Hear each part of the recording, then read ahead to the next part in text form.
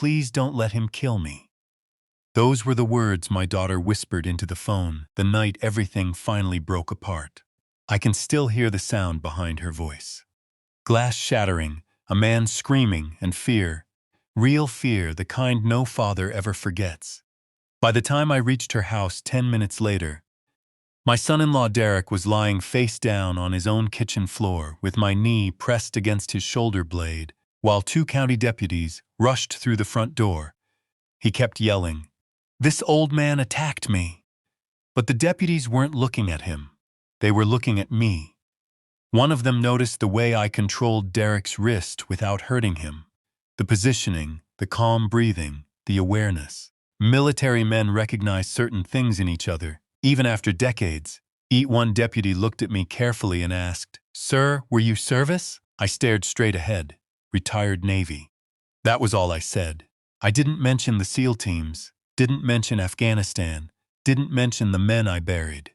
At my age, you learn silence is easier, especially when you spend most of your life trying to forget. 3 months earlier, nobody in our family would have believed things could end this way, especially not Derek. Derek Coleman was 39 years old, tall, expensive haircut, white teeth, loud opinions about everything. He sold luxury trucks outside Wilmington and carried himself like a man who believed the world owed him applause for entering a room. When he first married my daughter Emily, I tried hard to like him. Truth is, I wanted to like him. After my wife Carol died from breast cancer 12 years ago, Emily was all I had left. So, when she brought Derek home smiling like a teenager again, I ignored a lot of things that bothered me. The bragging, the drinking, the way he interrupted her constantly, the way she laughed nervously whenever he teased her. I told myself all young couples had rough edges. Maybe that was my first mistake. I'm Walter Hayes, 68 years old, retired, widower, living in a small coastal town in North Carolina, where everybody fishes, everybody attends church on Sunday, and everybody pretends family problems stop at the front porch. Most folks around town know me as the quiet old man with the pickup truck and the Labrador retriever named Duke. They see me buying tomatoes at the farmer's market. They see me fixing lawnmowers for neighbors. They see me sitting alone at the diner every Thursday morning drinking black coffee. That's all they see, and honestly, I preferred it that way. I spent 26 years inside naval special warfare. By the time I retired, I'd had enough noise, enough funerals, enough adrenaline to last several lifetimes. Peace became precious, or at least I thought I had peace. The first time I noticed something truly wrong with Emily's marriage was at Thanksgiving 2 years earlier. Emily had always loved cooking with her mother when she was young. Sweet potato casserole, homemade rolls, pecan pie. Carol taught her everything. That Thanksgiving, Emily accidentally overcooked the turkey a little. Nothing dramatic. Little dry, that's all. Derek carved one slice, smirked, and said loudly, "Well, good thing you're pretty, Em, because you sure aren't winning Top Chef." Everybody chuckled awkwardly. Emily laughed too, but I noticed something. Her shoulders tightened immediately, like she'd been hit before the joke even landed. Years in the teams teach you to watch tiny reactions. Tiny reactions tell the truth. I started paying closer attention after that. At Christmas, Derek mocked the sweater Emily wore. At Easter, he snapped at her because she forgot ice for the cooler. At family dinners, he corrected her stories constantly. "That's not how it happened. You always exaggerate. Emily's terrible with details." Small humiliations, constant little cuts. And every time Emily smiled through it, that worried me more than if she'd fought back. One July evening, I invited them over for barbecue. Nothing fancy. Burgers, corn on the cob, store-brand potato salad. A couple neighbors came by, too. Derek had already been drinking before he arrived. I could smell whiskey underneath his cologne. He watched me flipping burgers beside the grill and laughed.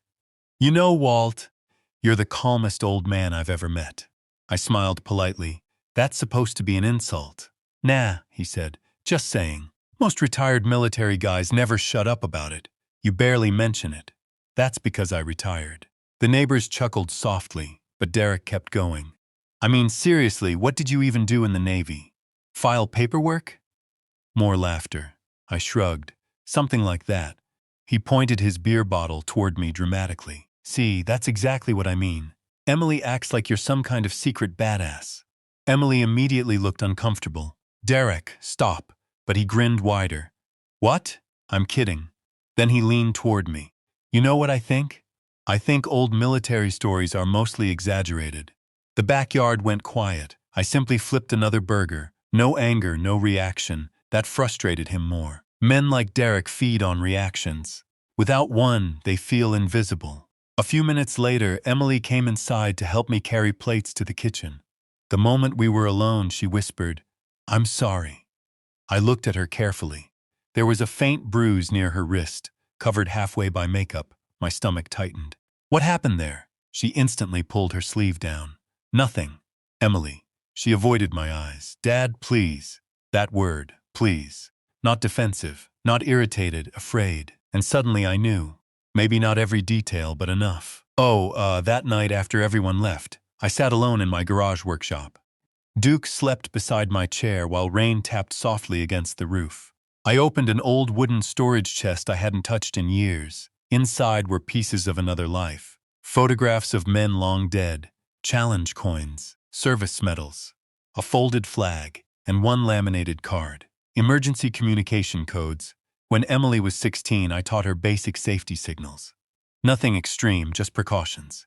If she ever felt unsafe and couldn't speak openly, she could send simple coded phrases.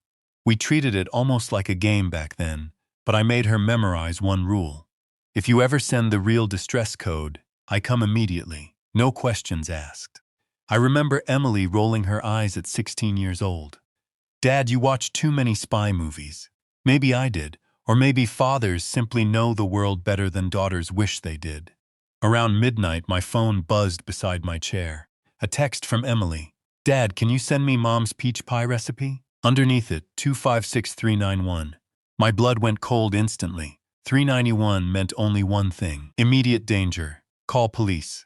I stared at the screen for maybe 2 seconds. Then 26 years of training woke back up inside my bones. Calm, focused, clear as throat cold. I stood slowly, walked to the gun safe, and opened it.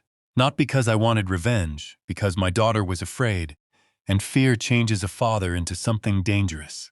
There's something strange about fear when you get older. Young men think fear feels loud, heart pounding, hands shaking, breathing hard. But real fear, the kind that arrives when someone you love may be dying, comes quietly, cold, focused, efficient.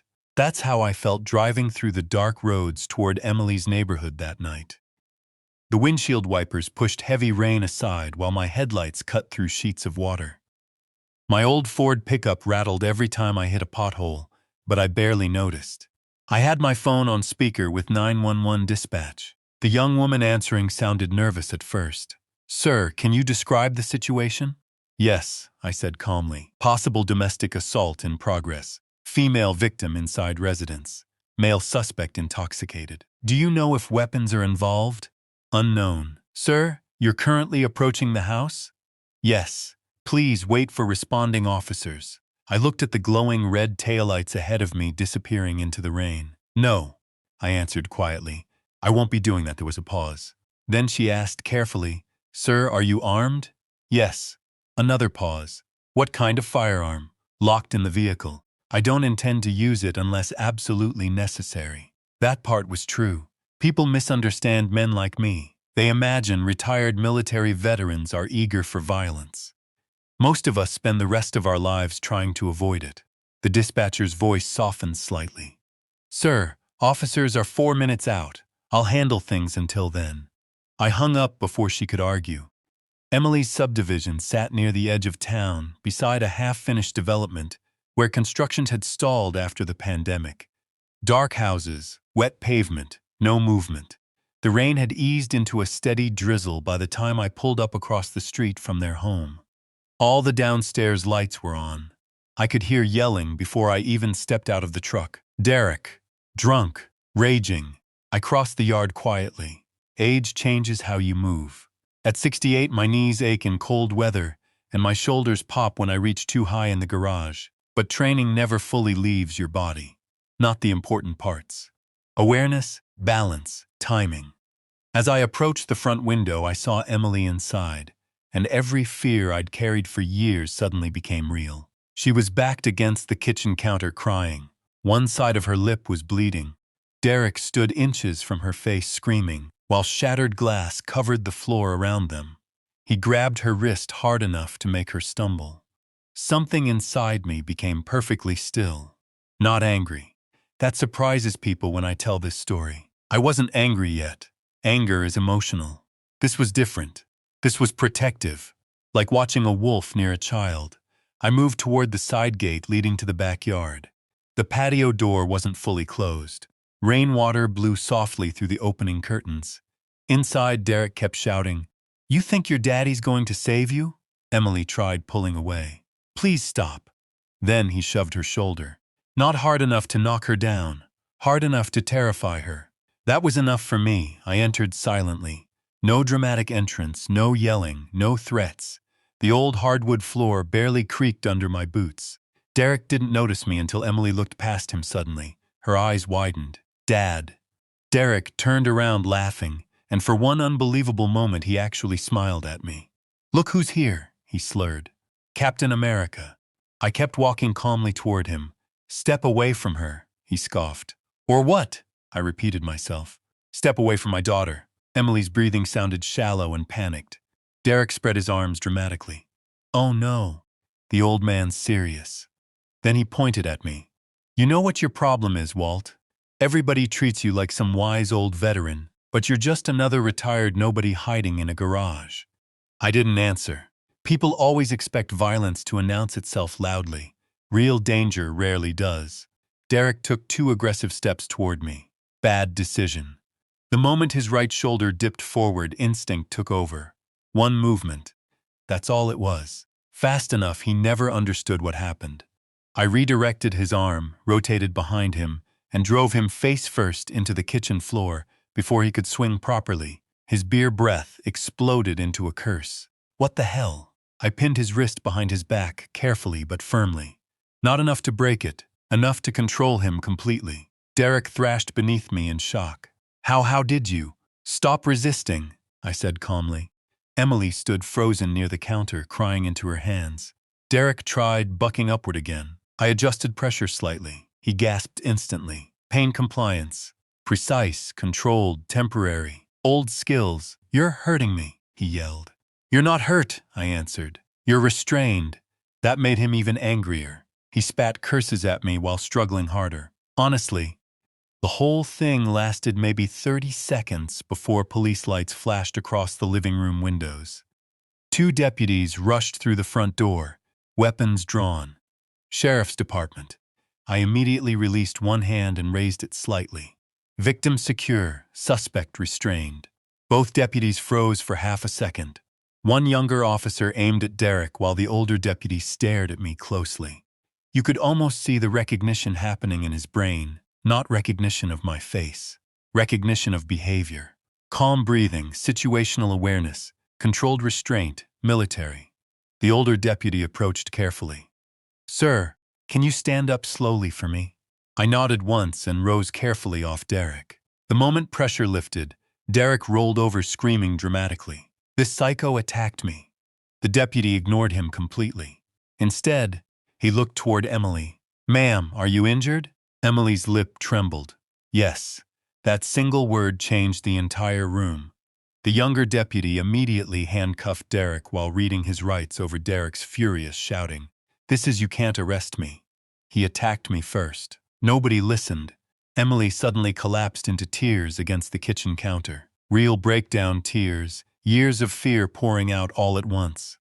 I grabbed the blanket hanging over the nearby chair and wrapped it gently around her shoulders the same way I used to after thunderstorms when she was little. "It's okay," I whispered. "You're safe now." She clung to me tightly, and that nearly broke me. Because fathers always think they'll recognize when their child is suffering. But sometimes suffering grows slowly, quietly, right inside your own family. The older deputy stepped beside me after EMTs arrived. Low voice, respectful tone. "You military?" I nodded, retired Navy. His eyes lowered briefly toward the way I'd restrained Derek. Then back to me. Well, you handled yourself professionally. That almost made me laugh. Professionally, as if this were just another operation. But it wasn't. This was my daughter, and suddenly after years of silence, I realized something painful. I should have come sooner. The strangest part about a house after violence is the silence. Not peaceful silence, heavy silence. The kind that settles into walls and furniture like smoke after a fire. Emily stayed with me after Derek's arrest. At first, neither of us talked much. She slept in her old bedroom upstairs, the same room with faded horse posters she'd hung when she was 13. I hadn't changed much after she moved out. Same quilt Carol sewed years ago. Same little ceramic lamp shaped like a lighthouse. Maybe part of me always hoped she'd come home again someday. Just not like this. The first morning after the arrest, I woke before sunrise out of old habit and made coffee in the kitchen. Rain still tapped softly against the windows, while Duke lay near the back door snoring. Emily came downstairs wearing one of my old navy sweatshirts. Her lip looked worse in daylight. Purple swelling, small cut near the corner. Seeing it made my chest tighten again. She avoided my eyes while pouring coffee. "Sorry," she whispered. I frowned slightly. "For what?" "For all this." That answer told me everything I needed to know about how long she'd been emotionally trapped. Victims apologize for surviving. I pulled out a chair slowly and sat down across from her. "You don't owe me an apology, sweetheart." Tears immediately filled her eyes. She looked away fast. I should have left him earlier. I took a long breath before answering. "Maybe." Her shoulders sank lower. But fear makes people stay in bad places longer than they should. For several seconds, neither of us spoke. Then finally, she whispered something that shattered me. "I didn't want you to think I failed. God, at 68 years old, after war and funerals and everything else life throws at a man, certain sentences still know how to cut straight through your ribs." I stared at my coffee quietly, because the truth was part of that was fault. I wasn't an easy father after Carol died. That's the part older men sometimes avoided admitting. We grew up in generations where grief was treated like weakness. Men worked through pain, stayed quiet, kept moving. So, that's what I did after cancer took my wife. I kept busy, fixed engines, cleaned gutters, mowed lawns twice a week, anything to avoid sitting still long enough to feel lonely. Emily was 24 then, young, heartbroken, still needing her father. But, emotionally, I disappeared into myself. Not cruelly, just quietly. And children, even adult children, notice emotional distance more than we realize. One afternoon, a few days later, Emily finally started talking openly. Really talking. We sat on the back porch watching rain drift across the marsh behind my property, while Duke chased squirrels through wet grass. Emily wrapped both hands around a mug of tea. "He wasn't always like this," she said softly. I stayed quiet. "At first, Eric was charming, funny, protective. That's usually how it starts," I answered. She nodded slowly. "After we got married, little things changed." "Like what?" She stared out toward the trees. "He started criticizing my friends." Pause, then my clothes. Another pause. Then how I talked. I listened carefully without interrupting. That's something age teaches you too. Sometimes people don't need solutions immediately. They need space to finally tell the truth. Emily continued quietly. "If dinner wasn't ready on time, he'd get irritated. If I disagreed with him in public, he'd punish me afterward." "What kind of punishment?" She swallowed hard. "Silent treatment at first. Then her voice became smaller. Then yelling. I already knew the next part before she said it. The first time he shoved me, he cried afterward. Said he was stressed, said it would never happen again. I closed Clear's throat, my eyes briefly, classic cycle, apology, excuse, temporary kindness, then escalation. Emily wiped tears from her cheeks. I kept thinking if I became calmer or better, maybe things would go back to normal. That's not how men like Derek work. I know that now. She looked toward me carefully, but I didn't then. The pain in her voice wasn't only fear, it was embarrassment. That's another thing people misunderstand about abuse. Shame traps victims almost as much as fear does, especially women from good families, especially older generations taught to protect appearances, Emily whispered. I was ashamed people would think I chose the wrong man. I leaned back slowly in my chair. Everybody chooses wrong people sometimes. She shook her head. Not Mom. That one hurt because Carol had been warm where I was cold, gentle where I was disciplined. Emily inherited her mother's softness, and maybe that softness made her vulnerable to men who mistook kindness for weakness. A few days later, Detective Sarah Bennett visited the house. Mid-40s, straightforward, no nonsense. She sat at my kitchen table flipping through paperwork, while Emily nervously twisted tissues in her lap. We searched Derek's phone and laptop, Detective Bennett explained. There's evidence supporting ongoing domestic abuse. Emily looked down. Then quietly she said there's more. The detective raised an eyebrow. Emily reached into her purse and pulled out an old flash drive. I started recording arguments months ago. The room went silent. Detective Bennett carefully plugged the drive into her laptop. The first recording lasted only 40 seconds, but 40 seconds was enough. Derek screaming, objects breaking, Emily crying. Then one sentence from Derek made my blood freeze cold. If your father ever interferes, I'll make sure he regrets it. The detective removed the headphones slowly. Well, she said quietly, that's going to help your case. Emily looked ashamed again. I know recording him was wrong. Detective Bennett immediately shook her head. No, honey, surviving isn't wrong. That sentence visibly affected Emily. Sometimes victims need permission to stop blaming themselves. Was sure.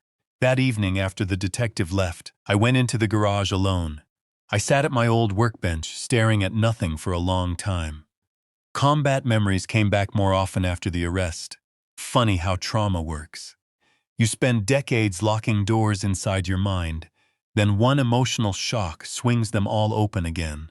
I remembered young Marines bleeding overseas. Remembered notifying parents their sons weren't coming home. Remembered all the times I stayed emotionally detached because soldiers survived by compartmentalizing pain. Maybe I'd done the same thing as a father. Compartmentalized too much. Later that night, Emily found me sitting there in darkness. She stepped beside my chair quietly. Can't sleep either, she asked.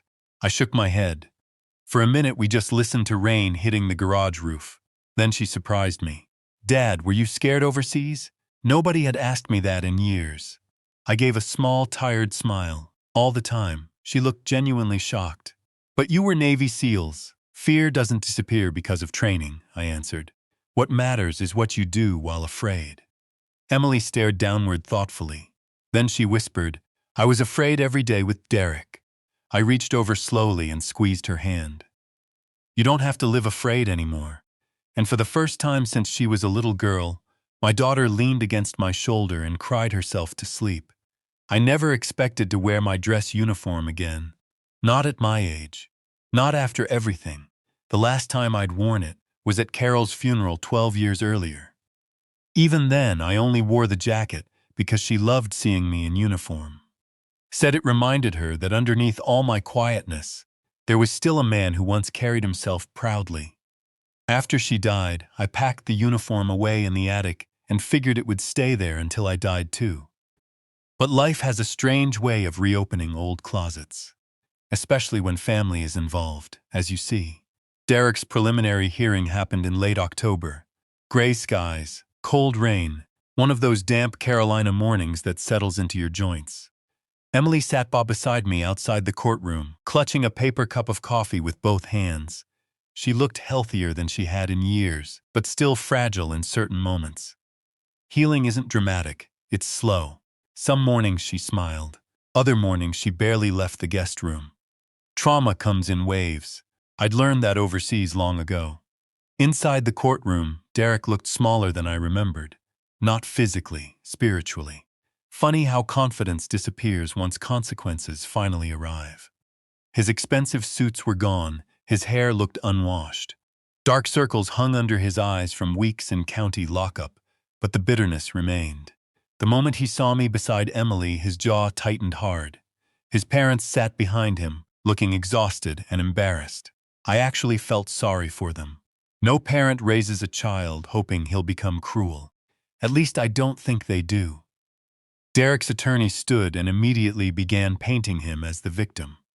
That's common in domestic violence cases, especially when the abuser comes from money. The lawyer described Derek as a stressed husband, a successful provider, a man struggling emotionally. Then he shifted toward me. And Mr. Walter Hayes, he continued dramatically used excessive force while acting outside the law. I stayed perfectly still. The prosecutor looked bored already because evidence doesn't care about performance.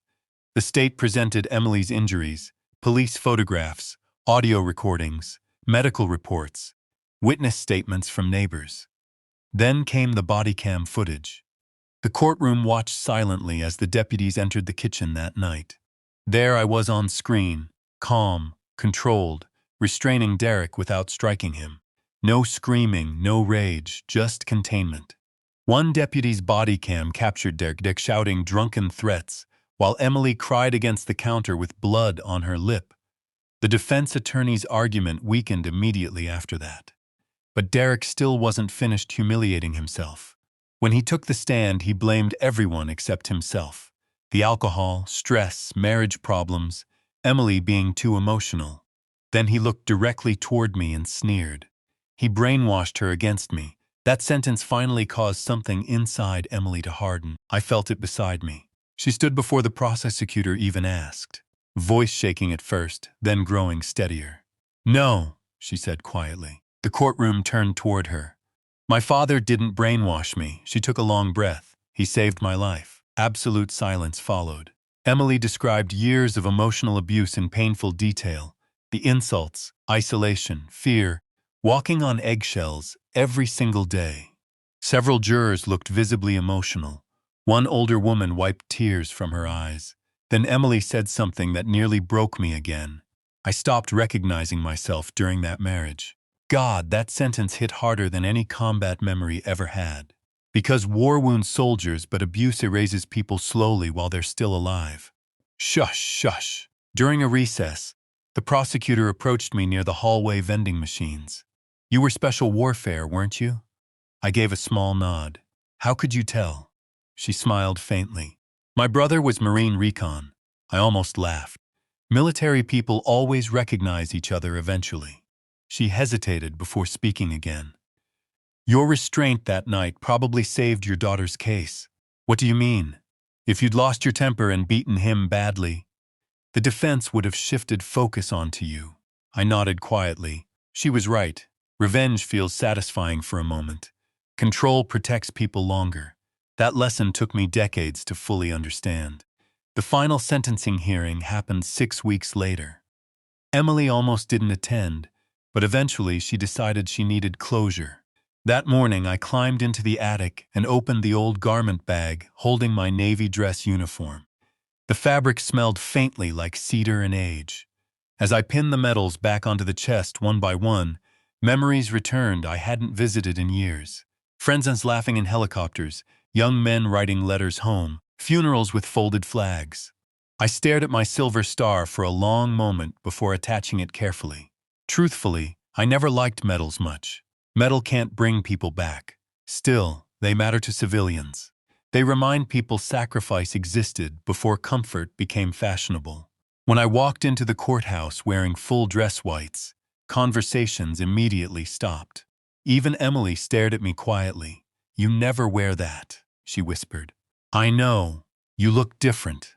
Maybe I did. Or maybe she was finally seeing all the parts of me I spent years hiding. Inside the courtroom, Derek looked stunned the moment he saw me. For the first time since I'd known him, genuine fear crossed his face. Not because of violence, because suddenly he realized something humiliating. The quiet old man he mocked at barbecues had spent a lifetime carrying burdens Derek couldn't survive for a week. The judge reviewed the evidence carefully before sentencing. Then she asked whether I wished to make a statement. I stood slowly.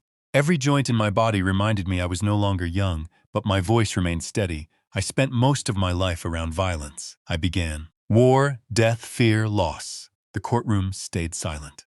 "And one thing I learned is this." I looked briefly toward Derek. "Strength has nothing to do with making people afraid of you." A few people lowered their eyes. Real strength is protecting people who can't protect themselves in that moment. I paused carefully, especially family. Derek stared downward now. No arrogance left, just shame. Then I said something even I didn't expect. I don't hate Derek. Emily looked at me in surprise. I hate what he became. I hate what he did. But hatred spreads damage forever if you feed it long enough. The judge listened closely. I'm asking this court for accountability, I continued. Not destruction.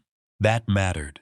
The sentence included prison time, mandatory alcohol treatment, domestic violence rehabilitation, permanent restraining orders. As deputies led Derek away, he suddenly stopped near the exit and looked back toward Emily. Tears filled his eyes. Not manipulative tears this time, broken ones. I'm sorry, he whispered. Emily didn't answer. She simply held my hand quietly while he disappeared through the courtroom doors. And for the first time in years, the fear inside her eyes was finally gone. Winter passed slowly after the trial. That's the thing about healing at our age. Nothing happens quickly anymore. Not recovery, not trust, not forgiveness. Everything arrives one careful step at a time. By February, the cold Carolina rain had finally given way to softer mornings. The trees behind my property began showing hints of green again, and Emily slowly started rebuilding pieces of her life. She found a small apartment downtown above a flower shop run by an elderly widow named Diane. The place wasn't fancy, but it was safe, quiet. Sunlight filled the kitchen in the mornings. That mattered. Safety becomes beautiful after chaos. Emily also started working again part-time at the public library. At first, she worried people would whisper about the trial, but small southern towns surprise you sometimes. Most folks treated her gently, older women especially, women who'd lived long enough to recognize pain when they saw it. One afternoon, Emily admitted something while we were having coffee together. I thought everybody would judge me for staying. I stirred cream into my mug slowly. Most people over 60 have survived something painful, I said. That changes how they see others. She looked down thoughtfully. I still feel embarrassed sometimes. I nodded. That feeling may stay a while. She looked worried at that answer, so I added quietly, but shame fades faster when it's exposed to love instead of secrecy. Carol used to say things like that. Funny how marriage leaves pieces of people living inside you long after they're gone. Brr. As for me, life changed too. For years after retiring, I'd isolated myself more than I realized. Routine became my hiding place. Hardware store, fishing pier, television, sleep, repeat. But after everything with Emily, silence no longer felt peaceful. It felt lonely. So, I started reconnecting with people again, old veterans mostly. A retired Marine named Curtis convinced me to attend Wednesday breakfast at the VFW hall. At first I resisted. Too many memories, too many stories. But eventually I went. Turns out old soldiers laugh more than civilians expect. We talked about grandchildren, bad knees, blood pressure, medication, and boats that refuse to start. Very little about combat. That surprised younger people sometimes. Truth is, veterans don't spend their old age reliving glory. Mostly, we spend it appreciating ordinary peace. One morning after breakfast, Curtis looked at me and said, "You seem lighter lately." I thought about that a while driving home. Maybe he was right. Not happy exactly, but lighter, like some old weight had finally shifted. Sure, around springtime, Emily brought my grandson Noah over for Sunday dinner. Noah was 10 years old, skinny, curious, missing one front tooth. Before the divorce proceedings, Derek rarely allowed him to visit me alone.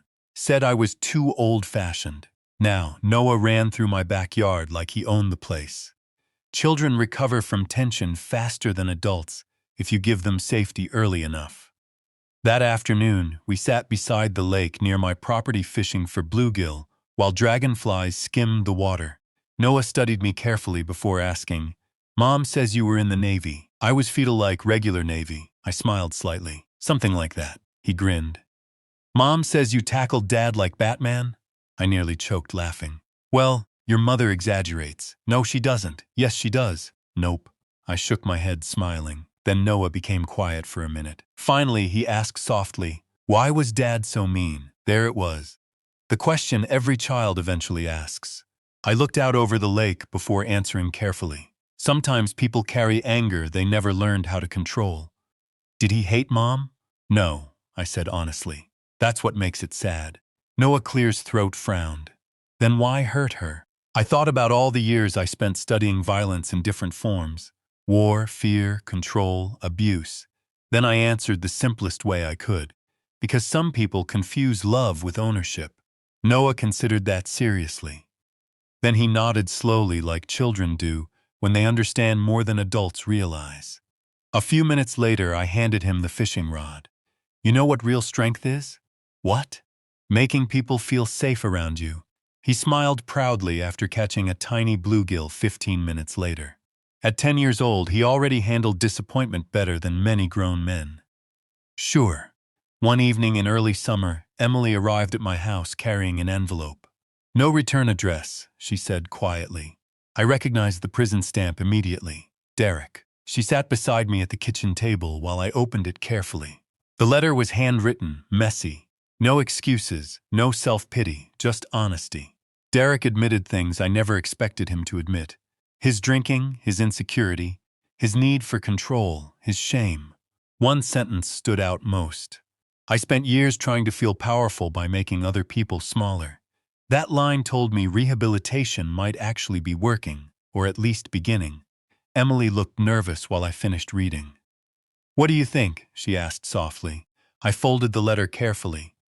I think remorse is painful when it's real. Do you forgive him? That question sat heavily between us.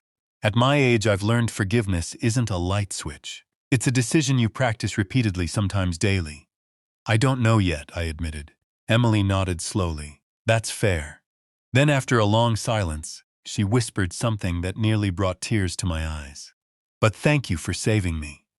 I looked at my daughter carefully. Healthier now, stronger, still healing.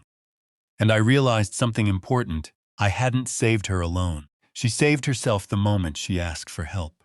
Many people never do. That takes courage too. A few Sundays later, our family gathered again for dinner at my house.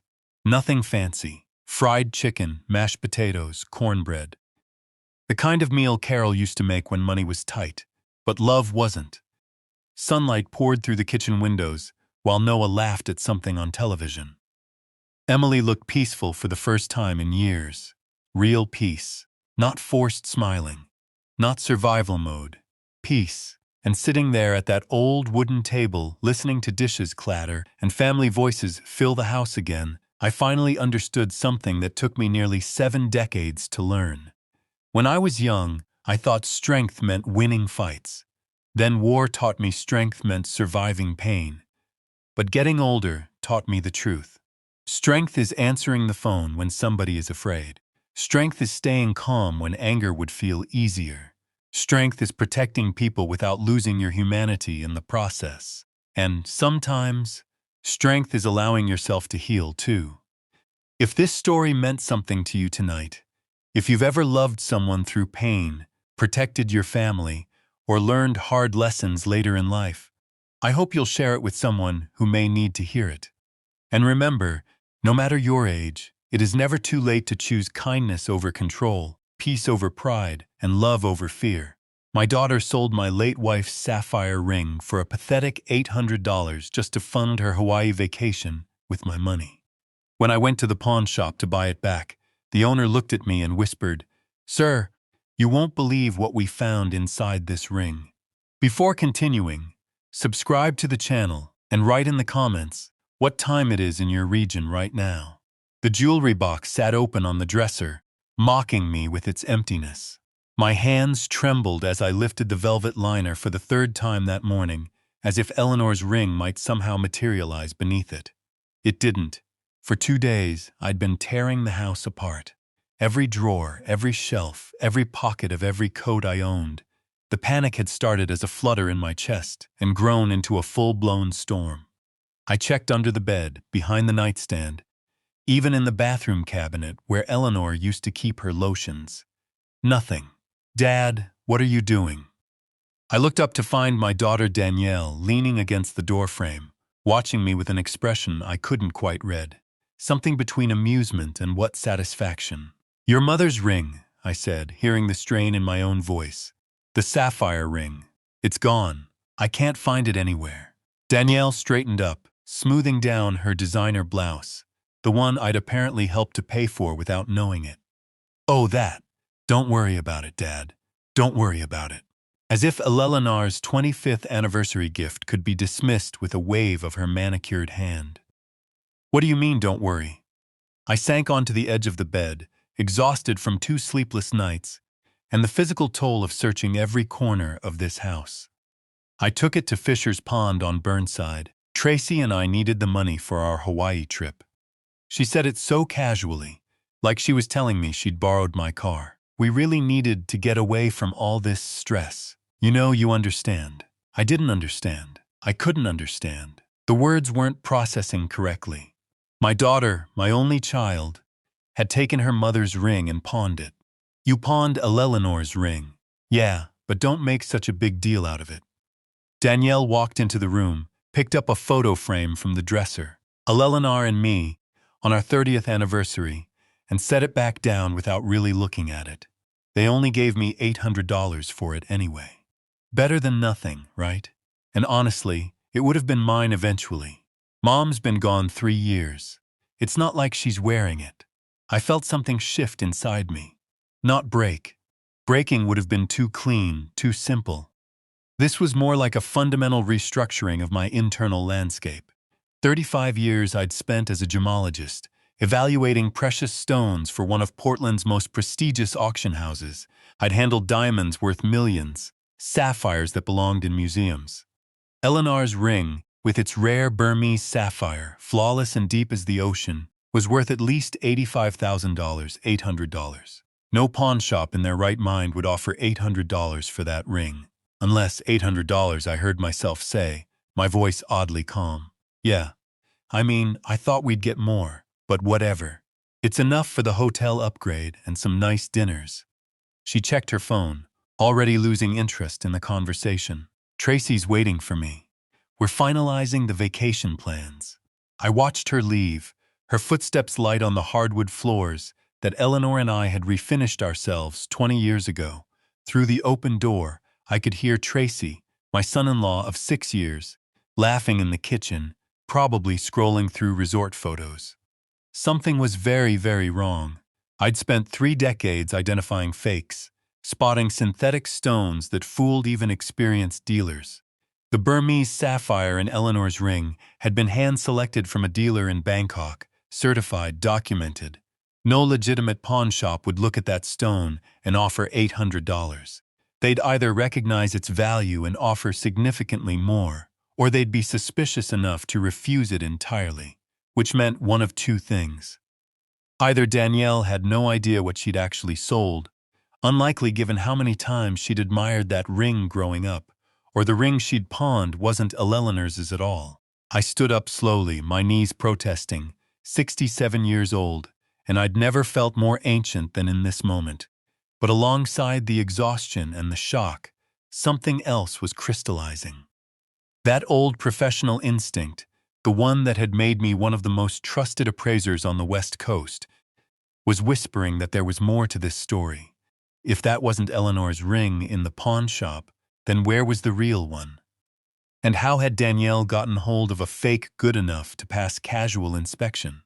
I walked to the window and looked out at the Portland drizzle, gray and endless. Downstairs, I heard Tracy call out something about airport parking and Danielle's laughter in response. They sounded so carefree, so certain they'd gotten away with something. 35 years of examining stones had taught me patience. You don't rush an appraisal. You look at every angle, check every facet, consider every possibility. You verify before you act. I had a pawn shop to visit, and then I suspected I had a lot more questions that needed answering. But first, I needed to understand exactly what my daughter had done, and more importantly, why I couldn't sleep that night. The ceiling fan rotated above me in the darkness, the same fan Eleanor had insisted we install during that brutal summer 15 years ago, the ring. The memory hit me with unexpected force. It was our 25th anniversary. We'd been walking through the jewelry district in San Francisco when Eleanor stopped in front of a small boutique, Inside was a sapphire. Not in a setting yet, just the raw stone under a jeweler's lamp. It glowed with an impossible depth of blue. "That's extraordinary," I'd said, and I meant it. Even with a decade of professional experience, that stone took my breath away. The dealer was an elderly man from Bangkok who'd been in the gem trade for 50 years. He told us the stone's history, mined from Mog in Burma, before the civil conflicts made such mining nearly impossible. It had taken him 3 months to source it. Eleanor squeezed my hand. "It's beautiful, but we can't afford." "We'll take it," I'd said. I arranged payment over 6 months, and we worked with a jeweler to create a platinum setting. When I placed it on Eleanor's finger that Christmas, she cried. "I'll never take it off," she'd promised. She kept that promise until the cancer made her finger swell. Even then, she kept it in the box by our bed, taking it out sometimes just to look at it. Now I sat up, turned on the bedside lamp. 3 years since Eleanor's death, and that box had never looked more empty. 3 years since Danielle and Tracy moved in temporarily. Danielle had moved in a week after the funeral. She'd cried on my shoulder, said she couldn't bear me being alone in this big house. Tracy had carried in their suitcases, promising they'd find their own place within a month. That was 3 years ago. They'd never once offered to pay rent, utilities, or even groceries. Every time I gently suggested they might want to start looking for their own place, Danielle would tear up, "Dad, you don't want us here after everything with Mom."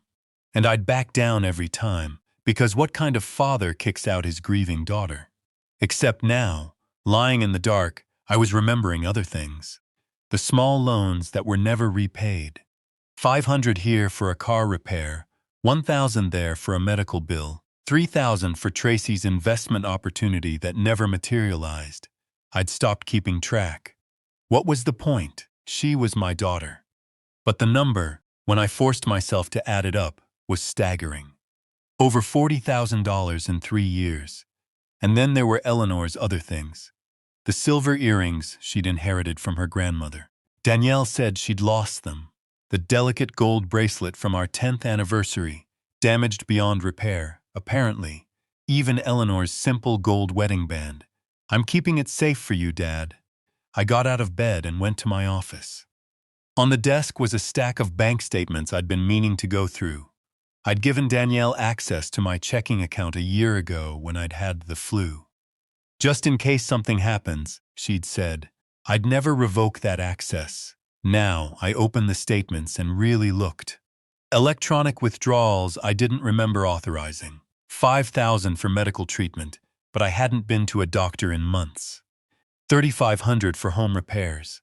What repairs? $7,000 for emergency expenses. What emergency? My hands started shaking, but this time not from exhaustion. $30,000 in unauthorized withdrawals over the past year alone. I thought about Eleanor in those final months. She'd tried to tell me something. I remember now the way you remember faded dreams. She'd been lucid despite the pain medication holding my hand in the hospital bed. "Robert," she'd said, "you need to pay attention to Danielle, to the money. Besorn me, you'll be careful." But I'd been drowning in grief, unable to process anything beyond losing her. I'd nodded and forgotten about it the moment she'd closed her eyes. Eleanor had known. Somehow she'd seen what I'd been too blind to see.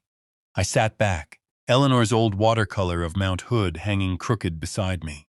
Danielle and Tracy were probably asleep now, dreaming of Hawaiian beaches, paid for with Eleanor's ring, paid for with money they'd been systematically stealing from me for 3 years.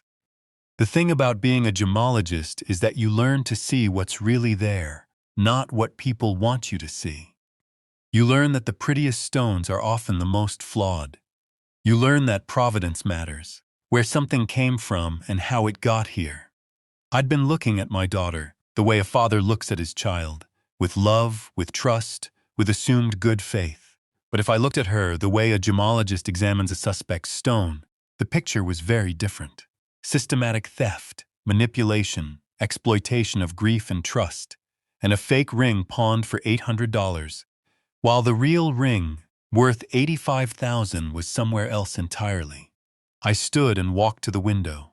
The Portland rain had stopped, leaving the streets slick and reflecting streetlights. Danielle's car was in the driveway, the BMW she'd bought last year.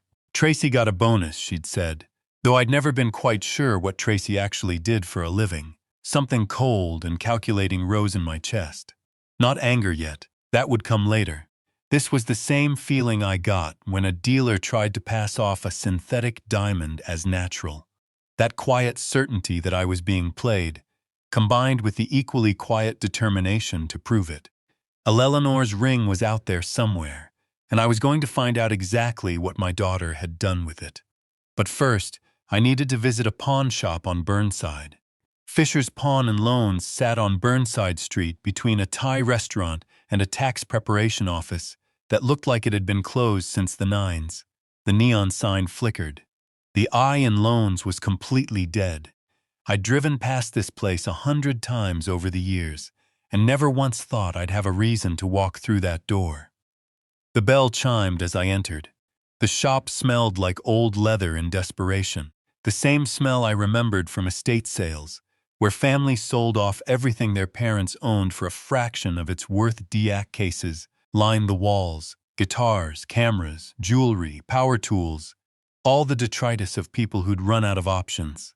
Behind the counter sat a man in his late 50s, thick around the middle, wearing a flannel shirt that had seen better days. He didn't look up from his phone.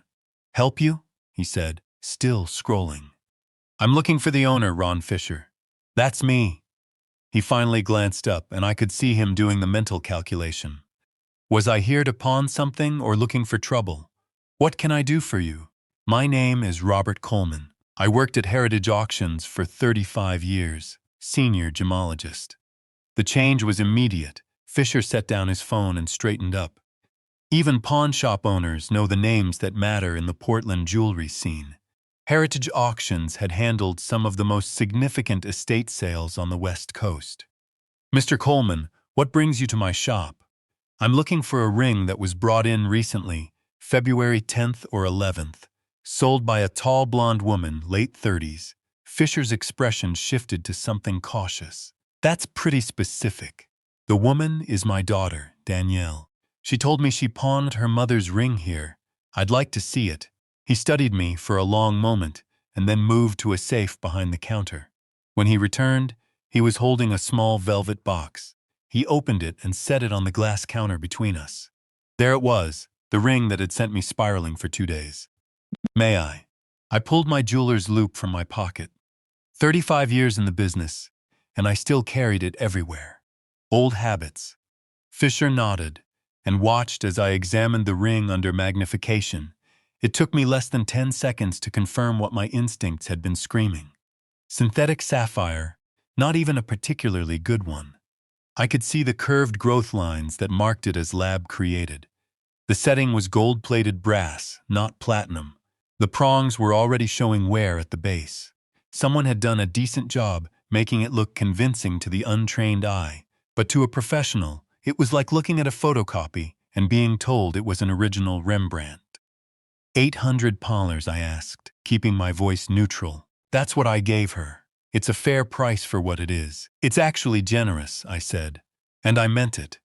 The ring was worth maybe $40 in materials. "You spotted it as a reproduction?" Fisher relaxed slightly. "I've been in this business 23 years, Mr. Coleman. I know synthetic when I see it, but it's a quality fake. Whoever made it knew what they were doing." Your daughter seemed disappointed with the price, but he shrugged. I set down the loop and looked at the ring again. Whoever had created this reproduction had access to the original. They'd matched the setting style, the approximate size of the stone, even the engraving on the inside of the band, though they'd gotten Eleanor's name slightly wrong, spelling it Eleanor with one A small detail but telling. "Do you have security footage?" I asked. Fisher hesitated. "Mr. Coleman, I don't want to get in the middle of a family situation. I'm not asking you to. I just want to see the footage for my own peace of mind." He must have seen something in my face. Or maybe he just felt sorry for the old man whose daughter had pawned a fake ring. He pulled up the security footage on a monitor behind the counter and turned it so I could see. There was Danielle, clear as day. February 10th, too. 4:47 p.m. according to the timestamp.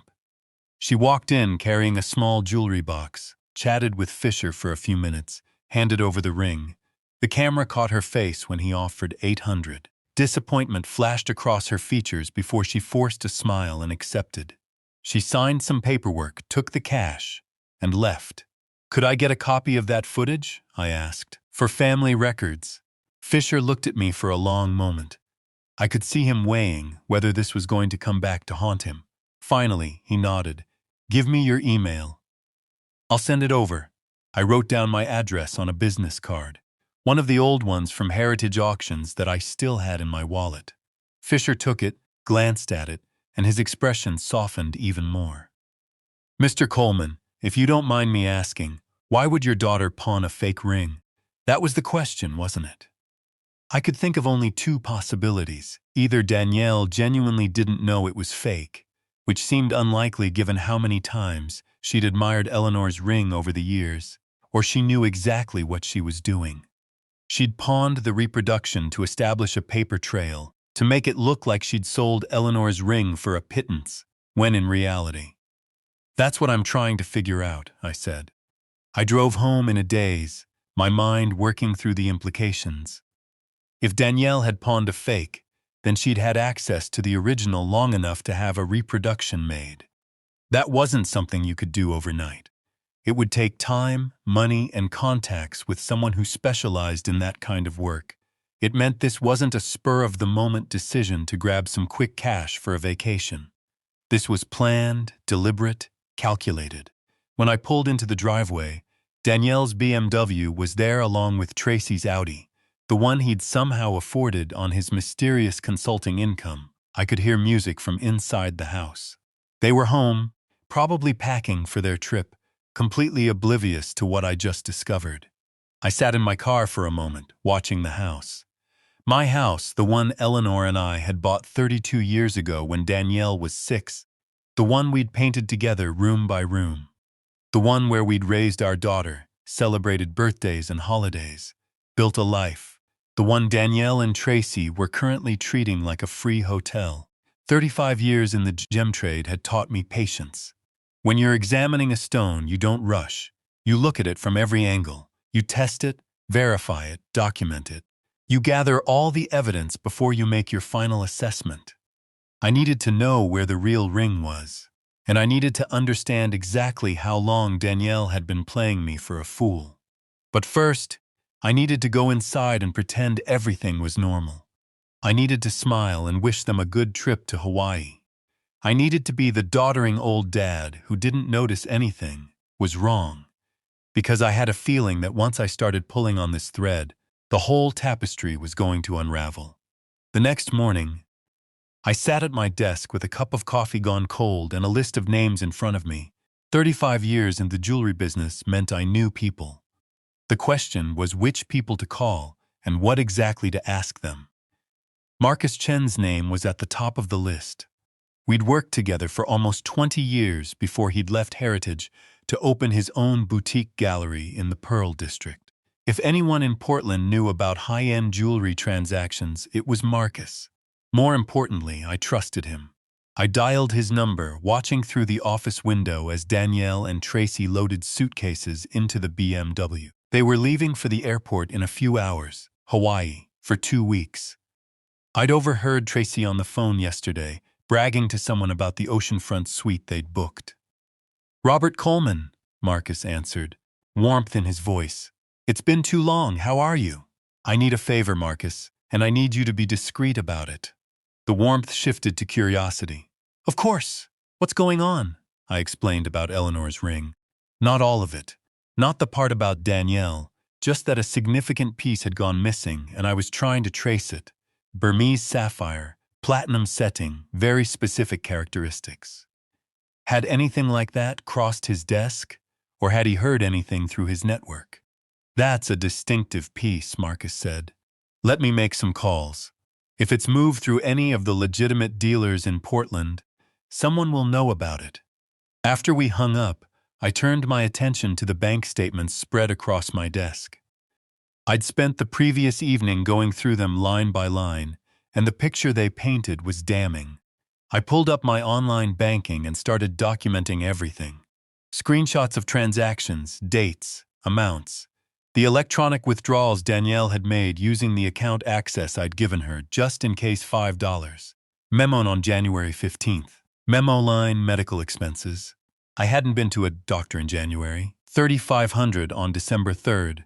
Memo line home repairs. No repairs had been done. $7,000 on November 8th. Memo line emergency funds. What emergency? The list went on. 12 separate withdrawals over the past year totaling just over $30,000. And those were just the electronic transfers. That didn't count the cash loans that had never been repaid, the credit card charges I'd approved without really looking at them. I heard footsteps on the stairs and quickly minimized the browser window. Danielle appeared in the doorway, dressed for travel in designer yoga pants and a cashmere sweater, both probably purchased with my money. Hey, Dad, we're about to head to the airport. Just wanted to say goodbye. I turned in my chair and smiled. Have a wonderful time, sweetie. You two deserve a break. She came over and kissed my cheek. Thanks for being so understanding about the ring. I know it upset you, but Tracy and I really needed this trip. The stress at work has been killing us both. Work? Right. I'd never actually seen evidence that either of them had jobs. What time does your flight leave? 4:30. We'll be in Maui by 9 tonight. She checked her phone, the latest iPhone, naturally. Tracy's loading the car now. I left the pawn shop receipt on the kitchen counter in case you want to try to buy the ring back later. That's thoughtful of you. She started to leave, then paused. Dad, I know you miss Mom. I miss her too. But holding on to her things doesn't bring her back. Sometimes we have to let go and move forward. It took everything I had to keep smiling. You're probably right, honey. Have a safe flight. After they left, I sat in the silence of the empty house. Through the window, I watched the BMW disappear down the street. 2 weeks. I had 2 weeks while they were living it up in Hawaii, completely unaware that I knew about the fake ring. 2 weeks to figure out exactly what had happened to Eleanor's real ring and what else they'd been hiding. I called my bank and made an appointment for the next day. Then I started researching estate lawyers in Portland. Marcus called back 3 days later. I was in the kitchen, pretending to read the newspaper, while actually making notes about everything I discovered when my phone rang. Robert, I found something. You might want to sit down. I'm already sitting.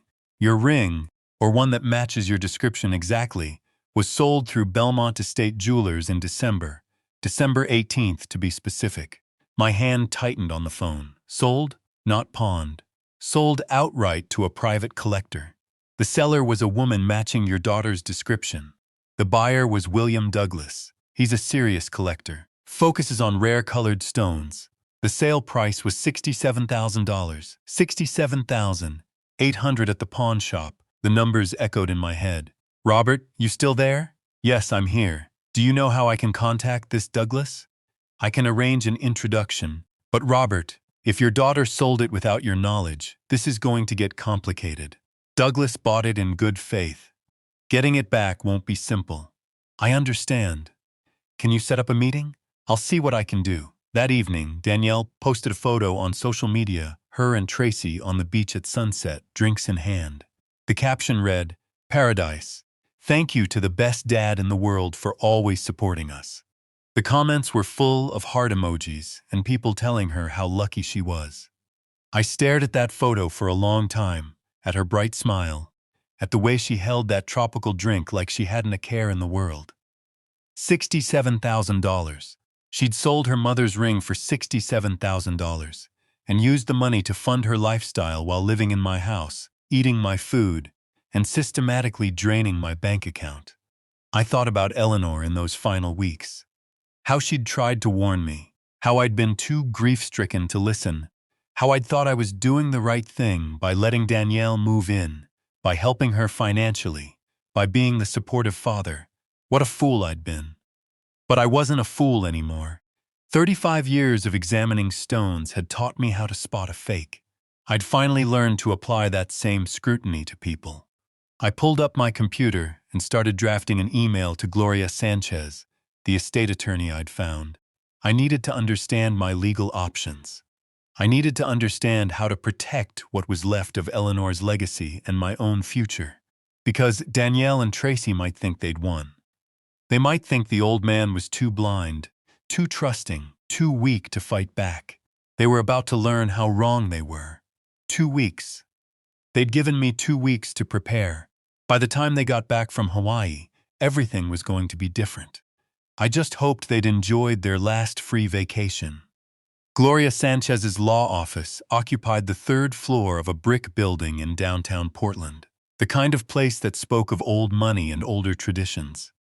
Marcus had recommended her, and when I called, she'd fit me in the next morning. Now I sat across from her desk, watching her make notes with a fountain pen, an increasingly rare sight in the digital age. "Let me make sure I understand correctly, Mr. Coleman." She looked up, her dark eyes sharp behind rimless glasses. "Your daughter has been living in your home for 3 years, rent-free. She has access to your bank account. She sold your late wife's ring, a family heirloom worth over $80,000 without your permission, and kept the proceeds. And she pawned a fake version to create a paper trail suggesting she only received $800. That's correct. And you have documentation of all this. The bank statements, the security footage, the sales records." I pulled out the folder I'd prepared. Everything. Gloria spent 15 minutes reviewing the documents, occasionally making notes. When she finished, she set down her pen and leaned back in her chair. "Mr. Coleman, this is quite straightforward from a legal standpoint.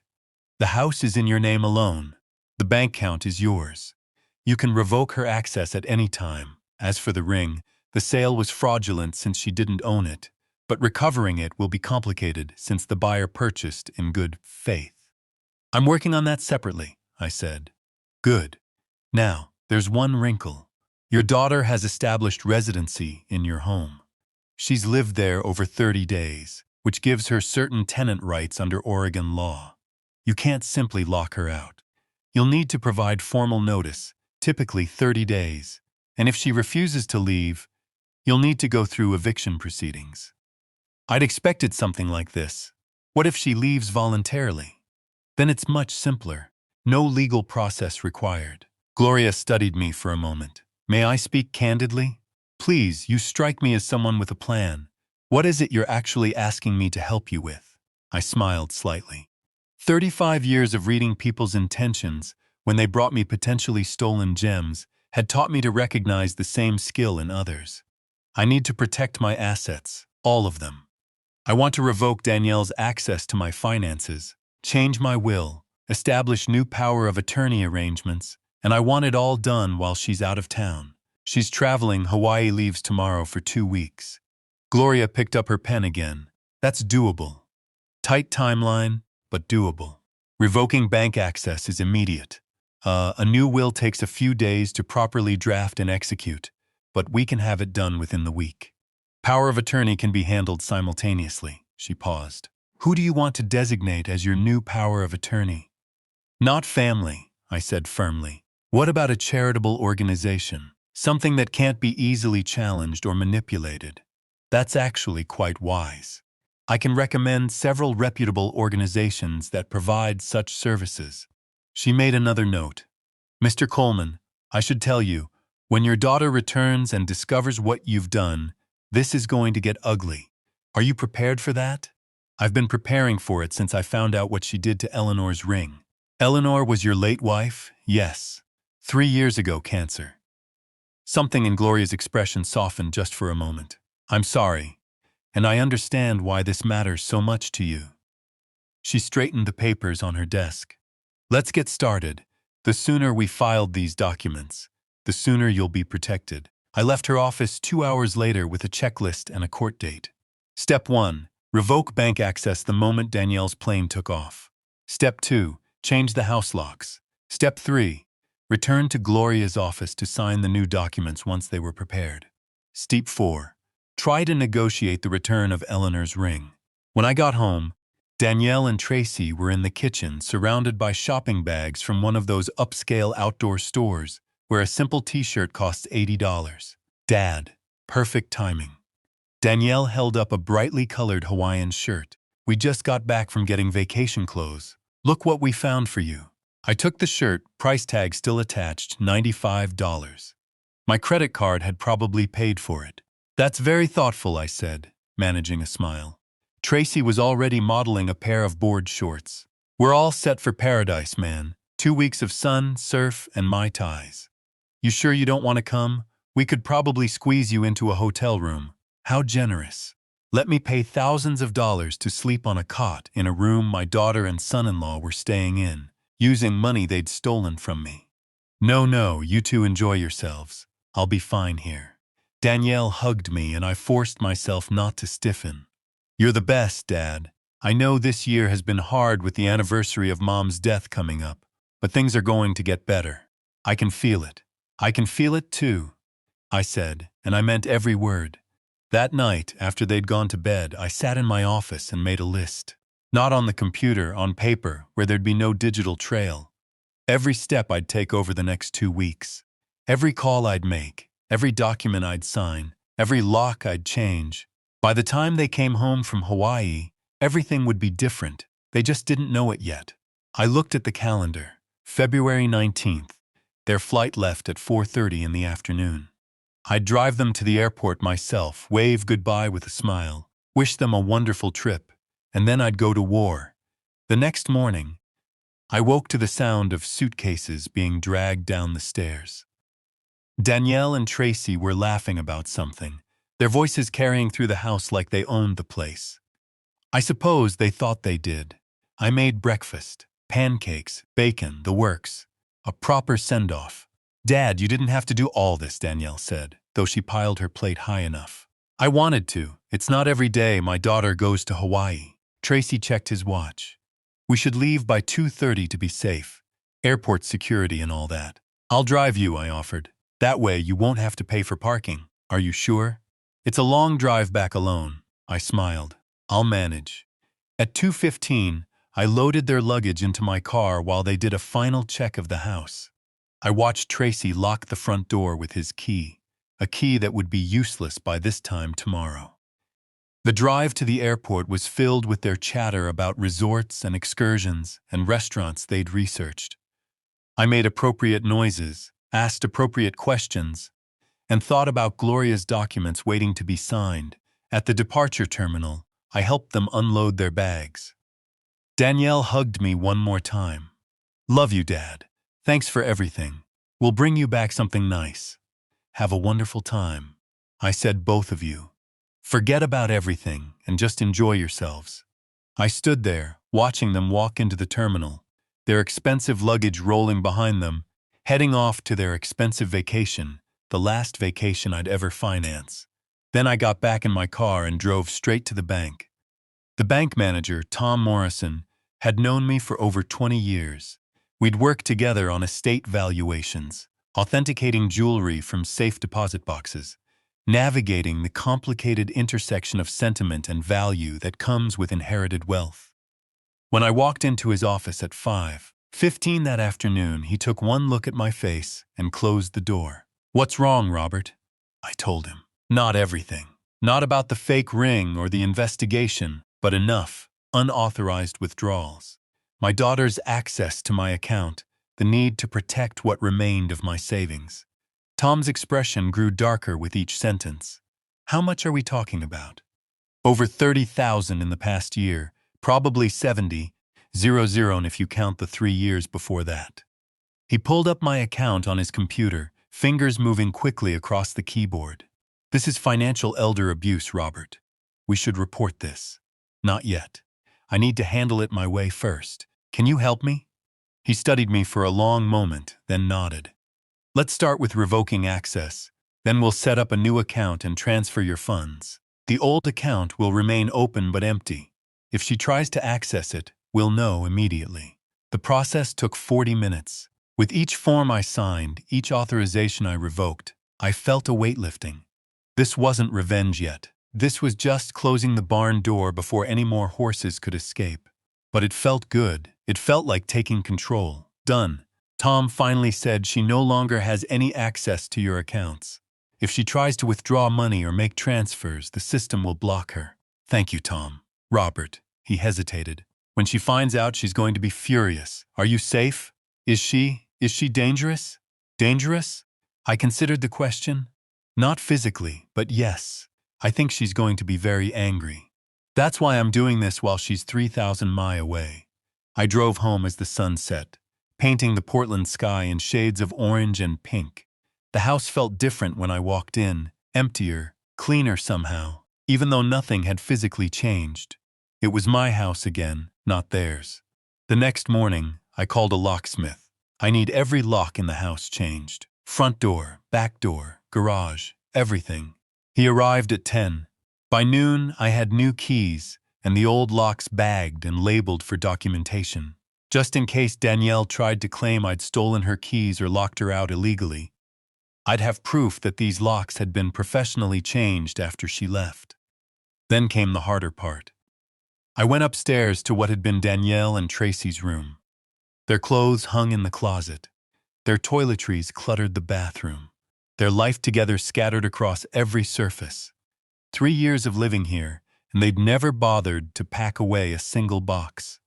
I bought packing boxes from a moving supply store. Good ones, sturdy, the kind you'd use for actual belongings you cared about.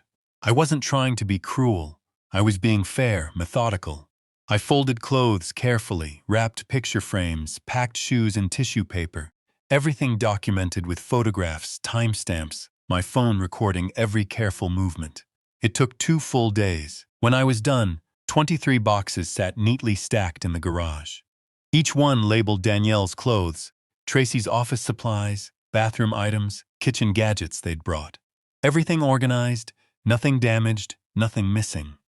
On February 22nd, I returned to Gloria's office.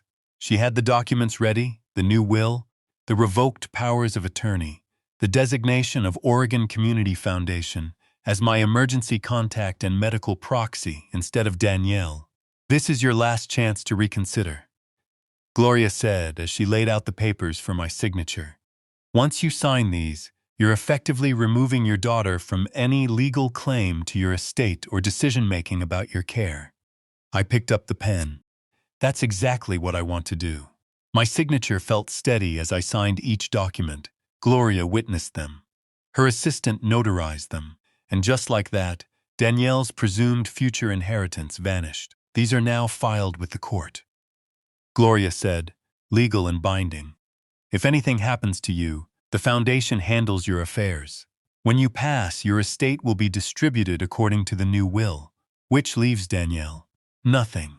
Oregon allows you to completely disinherit children. You've done so. She has no legal claim to anything. I felt something loosen in my chest. Not quite relief, not yet, but something close. Thank you, Gloria. That evening, I checked Danielle's social media.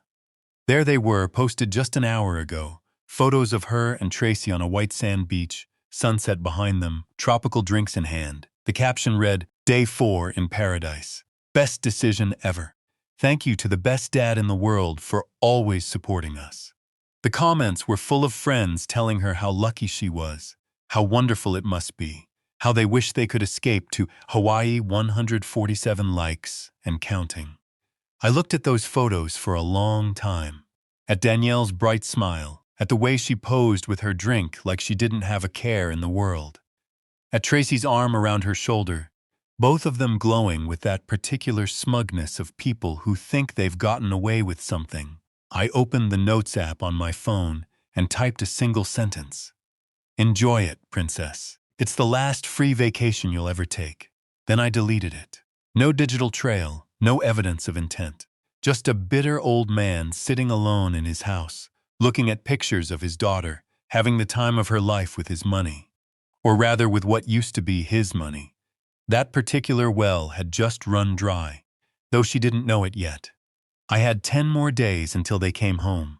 10 more days to tie up loose ends, to make sure every defense was in place, to prepare for the confrontation that would come. The moment their keys didn't work in my locks. 10 more days until Danielle and Tracy discovered what happens when you mistake patience for weakness and kindness for stupidity. I was rather looking forward to it. Marcus called on February 25th. I've arranged a meeting with William Douglas tomorrow, 2 Lau. at the Heritage Auctions building, your old stomping grounds, neutral territory. I arrived 15 minutes early, old habit from decades of appointment-based work. The Heritage building looked the same as it had 5 years ago when I'd retired. Same marble lobby, same security desk, same faint smell of old money and older secrets. The guard recognized me and waved me through with a smile. William Douglas was already in the private viewing room when I arrived, which told me something about his character. Punctual people are usually honest people. He rose when I entered, mid-70s, silver hair, perfectly groomed, wearing a suit that probably costs more than my monthly pension check. Mr. Coleman, his handshake was firm, assured. Marcus speaks highly of you. I understand we have a somewhat delicate situation to discuss. That's one way to put it. I sat across from him at the polished mahogany table where I had examined countless pieces over the years. Thank you for agreeing to meet. Marcus suggested the matter was urgent and personal. I'm intrigued. He gestured for me to continue. I laid out the story methodically, the way I'd learned to present evaluations. Facts first, documentation second, emotional context last.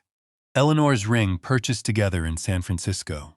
A 25th anniversary gift. Her death 3 years ago, my daughter moving in. The systematic theft. The fake ring pawned while the real one was sold to him 2 months earlier for $67,000. Douglas listened without interruption, his fingers steepled under his chin. When I finished, he reached for the documentation I'd brought.